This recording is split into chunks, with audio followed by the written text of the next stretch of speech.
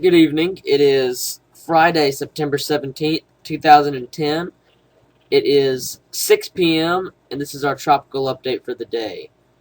Today, our main focus is Hurricane Igor, and I'd like to introduce today, helping me with the tropical update, my dad, the big weather nut, Mike, Hello, everybody. and this is me, Josh, the junior weather nut. I'll let you have the floor now, Dad. Yeah, first, I think that we're going to focus on Hurricane Igor because that's the main focus right now. And I have a friend who I spoke to today who lives in Bermuda, and they are battening down the hatches and boarding up. And he's just going to hunker down in his home and hope for the best. But it looks like Igor is probably going to be a Cat 2 when it hits Bermuda, if not a minimal um, Cat 3 by the time it hits there. Right now, it is winds are 105. It's moving northwest at 10, and this is as of the 5 p.m. Eastern Time update. Pressure is 947 millibars. It looks like it's getting better organized when we look at it on the satellite, and is likely to re-strengthen to a Category 3. And so this will probably be the strongest hurricane to hit Bermuda in a long, long time. They were hit pretty hard some years ago, about 9 years ago or something like that, by a pretty bad hurricane. And I forgot what the name of it was. But anyway, so this will be the first time that Bermuda's had a direct hit, and it looks like it's going to be pretty much a direct hit. Yeah, let's take a But look at the with projected path. the wind field is huge in this hurricane, so they're going to get pounded for up to 48 hours. Um, I have laid out here. As you can see, they said by Sunday night it'd be down to 105-mile-an-hour winds approaching Bermuda. I think it'll make landfall around Monday morning, Monday afternoon, and it will have at least, I think, at least 110-mile-an-hour winds. Or no, at least 105. It could be a minimal Category 3 still. It's undergoing eye reformation at the moment. It doesn't have a very well-defined eye, but you can make it out well enough. It will make landfall. If it doesn't make landfall at Bermuda, Bermuda's this white dot. If it doesn't make landfall there directly, it'll go probably a little bit to the west of it. But that's it for Igor. Now let's go on to Karl. Karl made landfall in Mexico this morning with winds of 115 miles an hour. It was the fifth major hurricane in the Atlantic Basin this year. Yeah, here it is down here in the corner. It's not much anymore. But this leftover moisture in the northern Gulf of Mexico is going to give the Texas coast not only already is giving them a lot of rain, it's going to for the next 48 hours. And there could be some winds gusting to hurricane force. It's kind of the outflow boundary per se of Karl.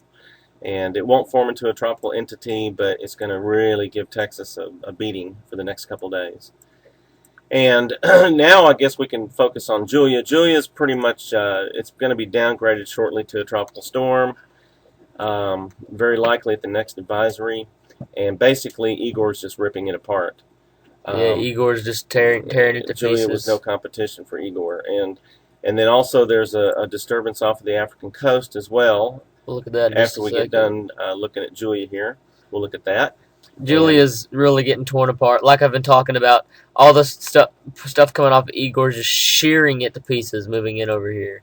It's all just taking it apart. It doesn't even have an eye anymore. I don't see how it's still a hurricane. It probably isn't.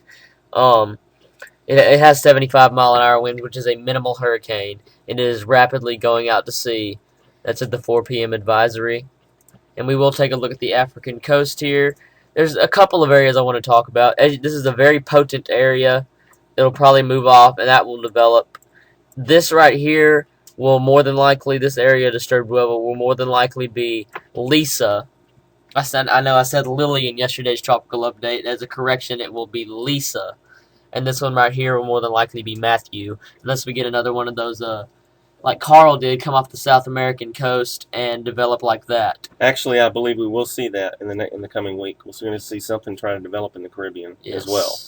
So we're going to probably end up with 3 named storms, if not 3 hurricanes, in about another week and a half. Yeah, probably, and probably most of those will make landfall at the United States. Yep. Probably pretty much all of them. The whole pattern's shifting now. The United States is going to get hit probably with at least 2 or 3 hurricanes before the season's out. Probably about 5 storms, period. Yeah. But And so, because that trough is building in over the Atlantic, and it's got pretty much just sending every storm, whether they develop in the Atlantic and something gets over to where they can go over the East Coast. you have a big picture. Where it can go over to the East Coast and to the Florida coast. But otherwise, anything that goes into the Caribbean is going to take a shot at Texas, Louisiana, Florida, Mississippi, around there, into the Gulf of Mexico. But that's about it. We thank you for watching us. We try to do our best. We're trying to introduce some new technology. As you know, we're on firsthandweather.com. Go online and visit them. We're introducing new things on there as well. And you can check us out on youtube.com/oneweathernut, as everyone knows. Please subscribe, and thank you for watching. Everyone have a wonderful evening. Yes, thank you. Have a good night.